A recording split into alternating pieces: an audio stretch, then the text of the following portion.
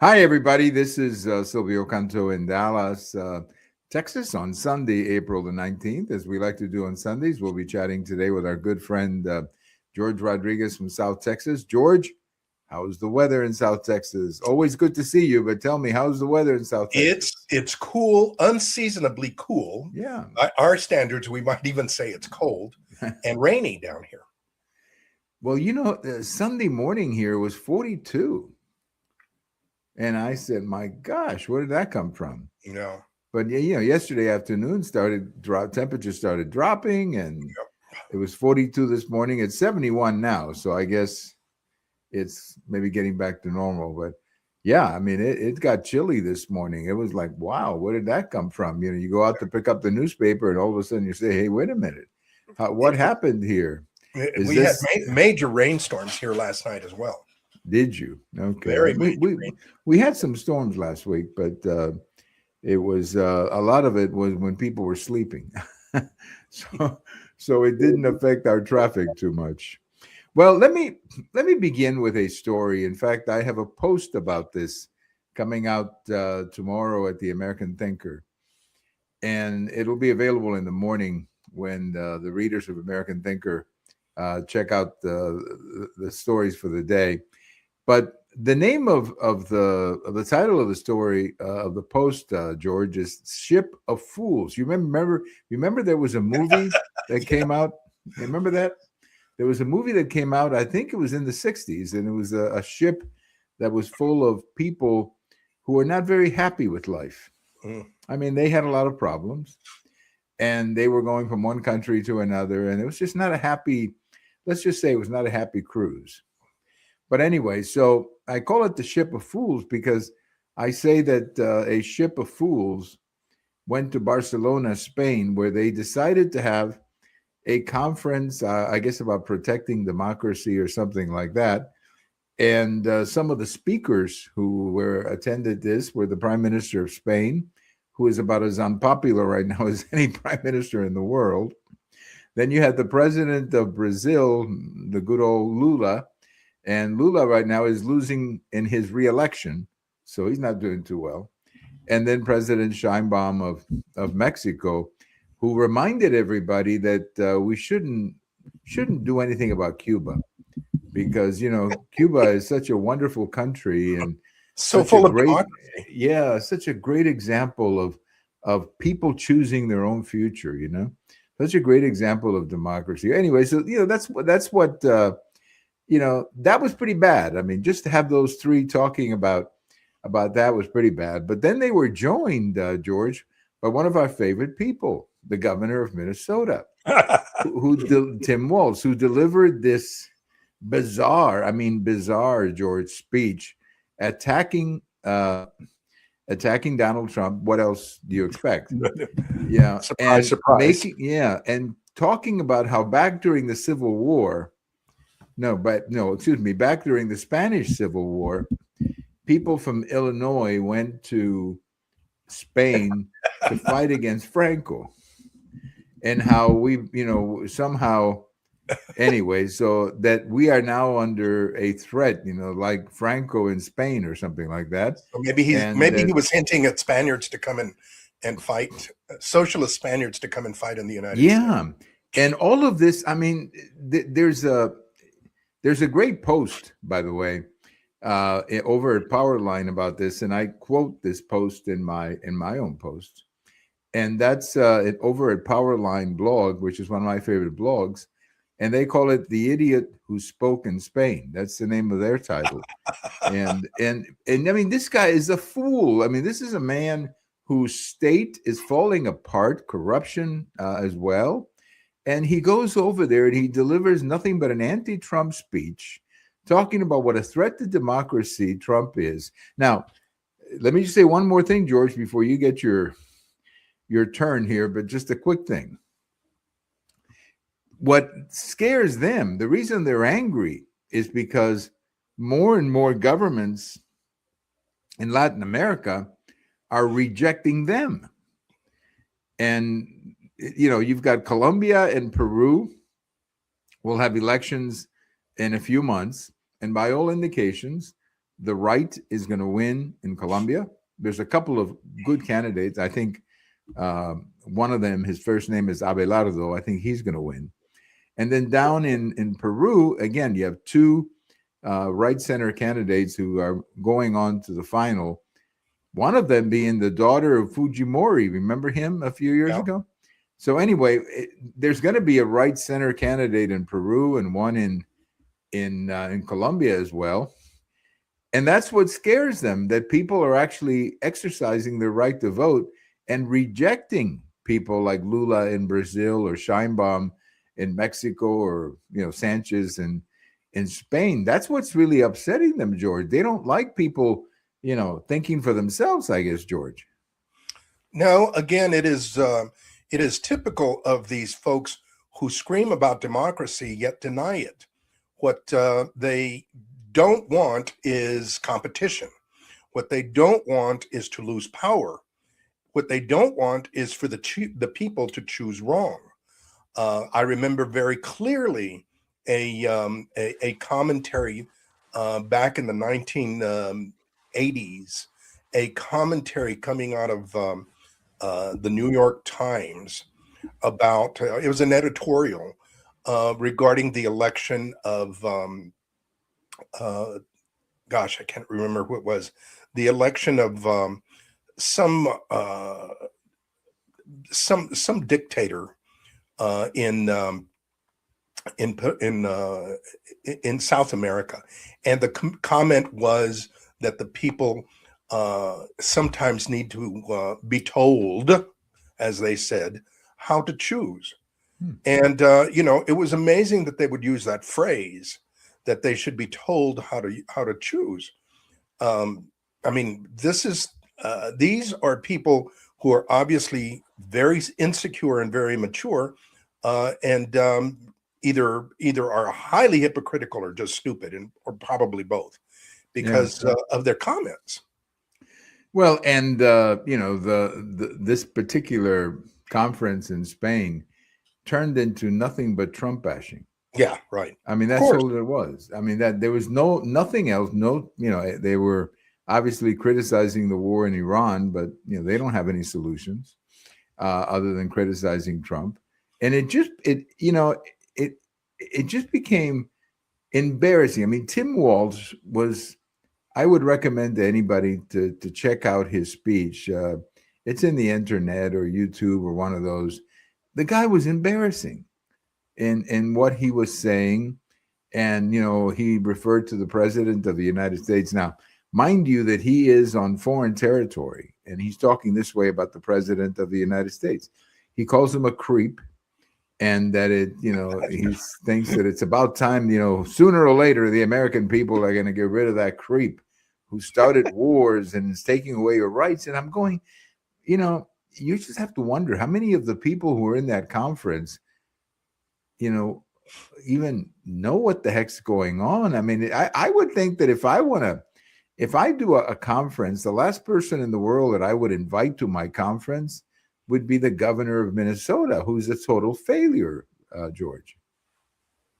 Yeah, either there's no research done on his background, or they don't care, because I mean, just his faux pas in his speeches from the very beginning of him running as a VP candidate, just that alone should disqualify him from being a credible person. But yet, these people are so desperate for anti-Trump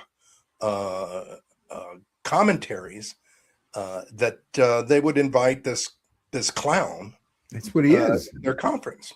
No, I mean, it's just an absolute clown. Everybody should watch the speech that he gave, and it's absolutely insane to have this man here. Now, we should remind the audience that he was, or maybe not our audience, but I mean the people in Spain, that he was selected because they wanted to get more men to vote Democrat. That was the purpose of selecting him. So they got him. they got him. He was supposed to bring back the male vote, the masculinity vote, the masculine vote. I mean, he was the one who was going to save the party from their problems with men, and he was also going to, I guess, help Kamala Harris win the election. Yeah. So the bottom line of having Tim Walz on the ticket was that Trump lost Minnesota by 5 points, which was very, very close by, recent standards. So he was a total failure at what he was supposed to do. But yet he gets invited to this conference for one reason only, George, and that's because he hates Trump. And again, that shows how credible this, their philosophy is, their political stands are, that they are so antagonistic towards the president, who is simply exposing their foolishness, their impracticality, their political failures. That's all he's doing. Right. And then they wonder, when this polling data comes out that shows Trump is negative, but they're more negative than Trump is. Yeah, right. Exactly. So, you wonder why. You wonder why when they put up clowns like this at their conference. But I mean, the whole idea that you would go to another country to criticize your president, whatever the party is, that you would criticize your president in front of a crowd that is more Marxist than anything else. I mean, these are not what you would call freedom-loving Democrats out there. I mean, they are not freedom. No, I mean, they're Marxists. That's what they are. That's what this conference was. And yet he goes out there. I mean, it's just remarkable. I'm sure that if you were to confront Tim Walz at this point and ask him why he would speak before a conference full of Marxists, he would know how. He would not know how to defend himself, or he would probably deny that he knew that they were. Right, or he won't answer the questions. Well, that's he'll skip the reporters. But the whole thing comes back to we've talked about this before, but it bears repeating. Trump derangement syndrome is a disease. These people are crazy. I mean, they have gone down this rat hole of hating Trump to the point where they don't even know what they're saying, George. I mean, they make no sense whatsoever. It's just unbelievable. I don't know how else to say it. I mean, it's just these people are. That's why the title of my post is A Ship of Fools. Based on that movie that came out many, many years ago, because that's what it is. It's just a ship of fools that these people are. And this Trump derangement syndrome, we had something similar this week. I mean, when the Pope had his confrontation with the Pope, when the Pope and President Trump had their difference, Bill Maher, who has that show at HBO, came out saying, "Oh my gosh," I'm paraphrasing him, but he said something like this: "I cannot believe what I'm seeing. The media all of a sudden loves the Pope." Okay. Now think about that. The media hates the Pope because he's anti-abortion. He's against same-sex marriage. He's against the transgender stuff. I mean, they hate this guy. They've hated him forever. And not just him, but his predecessor and all the popes because of their positions on the issues that they like. But now all of a sudden they're all madly in love with the Pope because he picked a fight. He and Trump have a fight. Yeah, because he's anti-Trump. Yeah, right. Yeah, and I don't think he is, but I'm just saying he had a fight with Trump. So now all of a sudden, any enemy of Trump is a friend of the media. That's exactly right. That's what it comes down to. It's really insane. And then polling data comes out saying that more and more Americans don't trust the media. I wonder why. Yeah, I wonder why. Like that song that was popular. I wonder why. Who wrote the Book of Love? Well, I wonder why. I wonder why. Well, anyway, I wanted to get a quick word in, George, before we get to Texas. I got a couple of stories in Texas I want to talk to you about. But today we remember Henry Hyde, who was born on this day in 1922. He died in 2007. And Henry Hyde, I always thought was one of the classiest members of Congress. He was, if you remember, during the Iran-Contra hearings, he was very active in that. And then, of course, during the impeachment hearings, he was the head of the Judiciary Committee. And he's probably best known for the Hyde Amendment, the amendment that prohibits public funding of abortion. So I always liked him. I always liked him as a member of Congress. And my father used to love Henry Hyde because he said he speaks so well. And he was a great speaker. I mean, he knew how to use the English language as well as anybody, George. He was a classic statesman. Yeah. I remember him also being on the in part of the impeachment hearings, or part of the hearings during the Nixon administration. He was also there on that committee, and that was a long, long time ago. But I remember him being very, very careful with his words, very straightforward.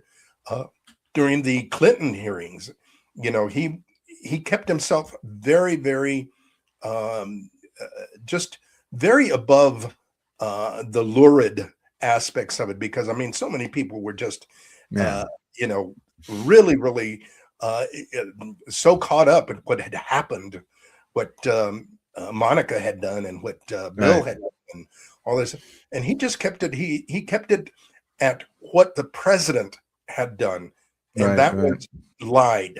And that was all he cared about. Everything else, were things that he just refused to discuss.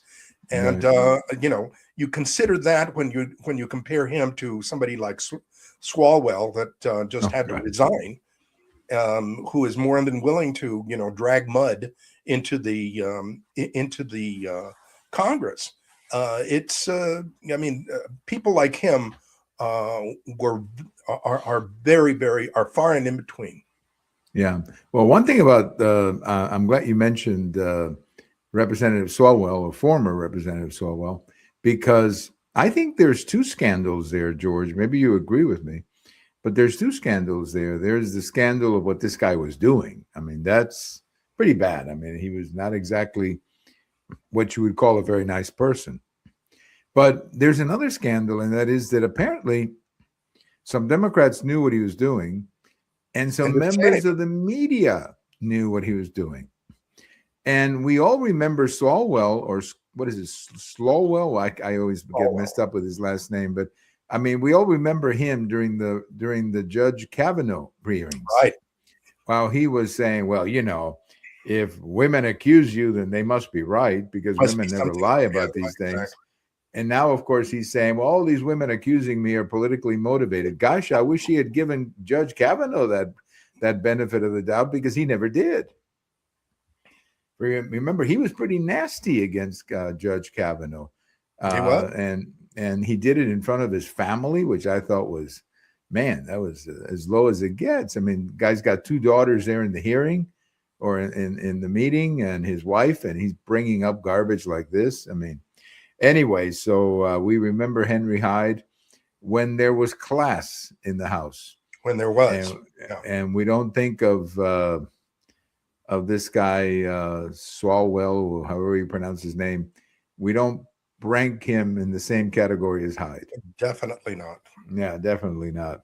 Well, a couple of Texas stories I want to talk with you about tonight. First of all, Governor Abbott. That's why I love Governor Abbott. That's why, as I plan to vote for him in November, because he is serious about reminding everybody that we have a law in Texas back in 2017 that he signed that says you cannot be a sanctuary city in Texas.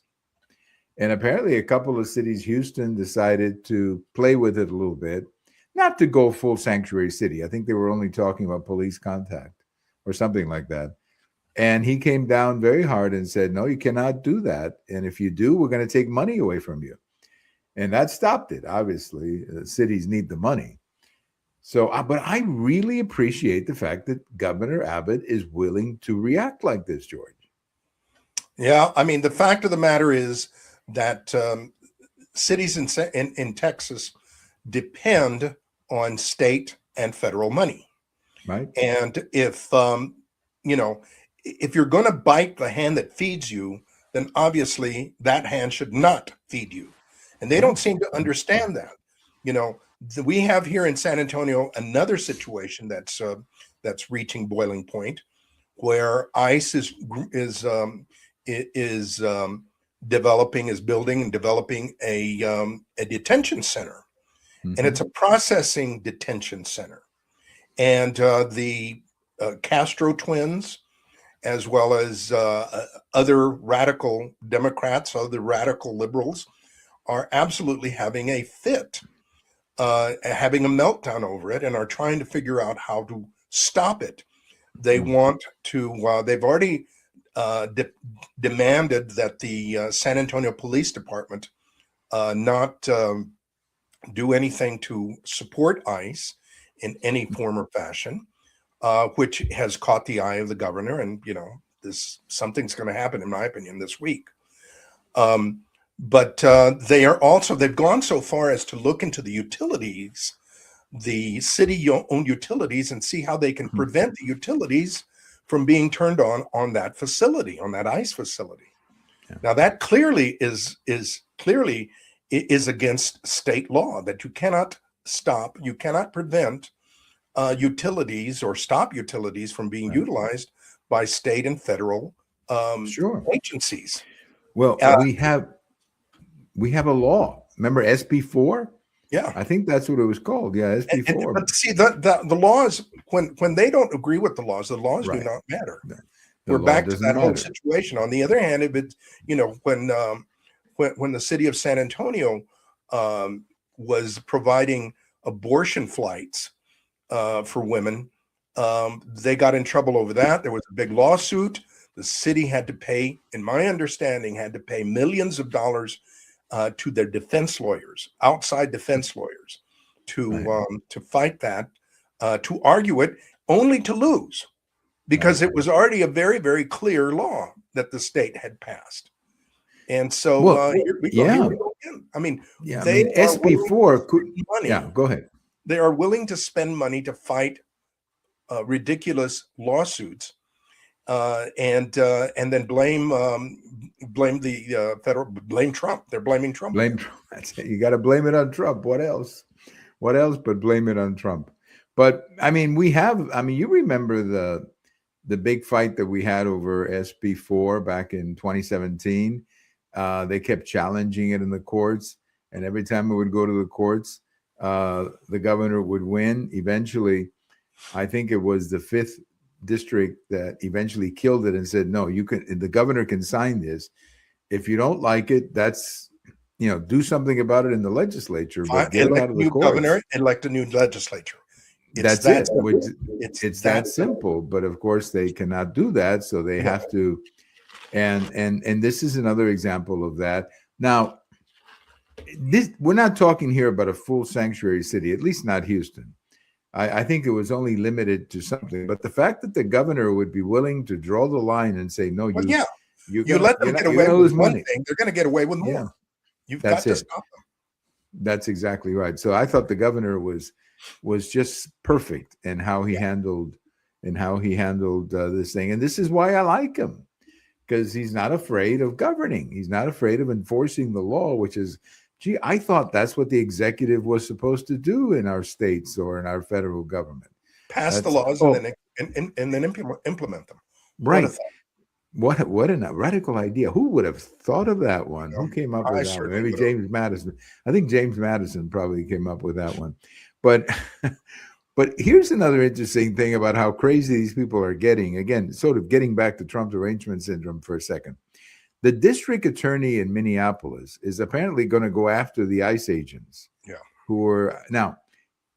I was listening to a legal analysis of this, and the person who was analyzing it said it's just a bunch of political hot air, because the district attorney has no authority over these federal agents. So it's just a big political show for Trump derangement syndrome. That's all that it is. It's just a big political show. But again, I mean, George, these people are just crazy. They have lost their heads. And rules do not matter to these people. Laws and rules Otherwise, they would never contest whether a man is a woman. That's it. I mean, that's pretty simple. That one, you and I are part of a generation who we figured that one out real fast. I kind of knew that one real fast because I knew that I wasn't supposed to go in the bathroom with my sister who was in there. So I kind of knew from an early age that we were different than my sister. So a classic sign that I saw during the past election last year or 2 years ago during the election year, a classic liberal sign that I saw that said, I am not male or female. Which bathroom do I use? Vote for Kamala. And I thought to myself, okay, what does that mean? I mean, if that is the slogan you are pushing, I'm you're not in deep sure trouble. Yeah, how many votes you're in deep trouble. You're in big trouble between San Francisco and Washington, D.C., all that portion of the country that didn't vote for her. But, it's just ridiculous. These people are insane. You know what? I just thought of an idea.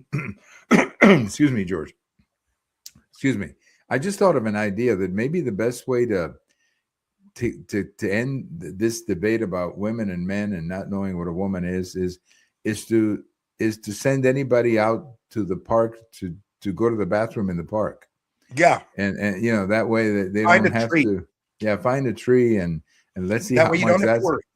That's right. And let's see how that one works out. Well, let me close tonight with just a quick review of the polls here in this Cornyn-Paxton race. They're getting tighter. A new poll came out, had Cornyn ahead by a couple of. Everything is within the margin of error, so nobody's running away with this thing.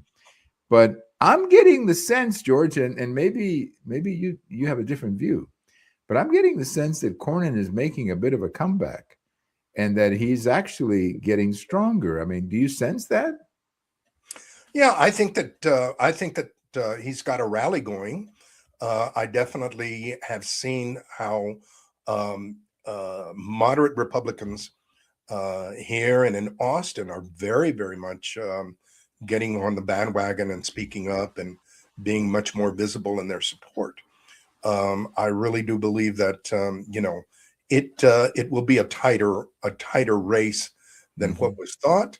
But I also think that the polls, you've got to be careful with the polls constantly because of two things. First of all, the more conservative branch of voters, they just don't trust polls, and they will not answer polls. They will not. So I mean, you're losing a segment there. The second thing is that there are a lot of people who are not who have not made a decision, and so they will they will answer whatever they feel like in that moment if they're asked. So I think those are very good points, particularly the one about the rural areas where polling is almost impossible in those areas. Remember that on the Friday before the 2020 election, the polling data, there was a poll that came out of Houston, the University of Houston, indicating that Biden was leading Trump by 1 point in Texas. And it ended up being like 7 points for Trump. Right. And Trump in 24, he carried Texas by 15 points. Correct. So, the polling data can be conflicting, but I do think that it is tightening up. I mean, just listening to the people, I do believe that it is tightening up. And I you're right. And I do think another thing that works for Cornyn is that whatever people may think of him, he's kind of a known commodity. He's not been the kind of guy who's made a lot of noise. And I think a lot of people may see him as kind of a low risk choice. Whereas with Paxton, there are questions. That the media is going to go nuts. But the media is going to go nuts with Paxton. I mean, they're going to be running stories about him forever. Whereas with Cornyn, that's not going to happen. I mean, you're not going to have. So that's why, I don't know what's going to happen. I agree with you. It's going to be very tight. But I have a feeling that I wouldn't be surprised if Cornyn pulls it out. A small victory, but he but he pulls it. But he pulls it out. But I guess we've got another month and a half Yep. before people vote. That's a Not till the long. 24th. It's not till the That's a 24th. long time. That's a long time, It George, to be waiting for an election like that. So we'll see. We'll see how that one goes. Now, Governor Abbott has not taken a position on that election, right? No, and neither has Trump. Neither has Trump. Trump suggested that he might be, but I think he maybe got some advice not to get involved. I don't know. Of course, he's been kind of busy these days, As you know, he's got something going on over there in Iran that has been keeping him very busy. So we'll see how that one goes. I think we may have something to say about the situation in Iran here the next time we get together, George. I think some things are going to happen the next couple of days. Some things are going to happen. Things are going to shake. There are some things that are going to happen, big or small, but I think there are some things that are going to happen. We'll just have to wait and see. Well, George, I want to thank you as always for joining us and giving us your input. I really appreciate your giving us your time, and thank you as always. And good luck, and get ready for next Sunday, because I think we're going to be talking about a lot. Thank you very much. Good to be here. All right, my good friend George Rodriguez from South Texas. Always enjoy chatting with him and talking about local politics and politics in general. But if you get a chance, check out that post that I'll have tomorrow over about at the American Thinker about this conference in Barcelona, where you bring together the world's left, and they invite Governor Tim Walz to speak. And Governor Walz makes a total fool out of himself. Watch the speech and tell me if you don't agree with me. I mean, just a total fool out of himself. He spent the whole speech bashing Trump and talking about how, this is the biggest threat since the Civil War. Give me a break, please. Give me a break. I mean, come on. Engaging in that kind of language? You got to be joking. Well, thank you for listening. This is Silvio Canto in Dallas, and we'll talk to you later. Bye-bye, everybody.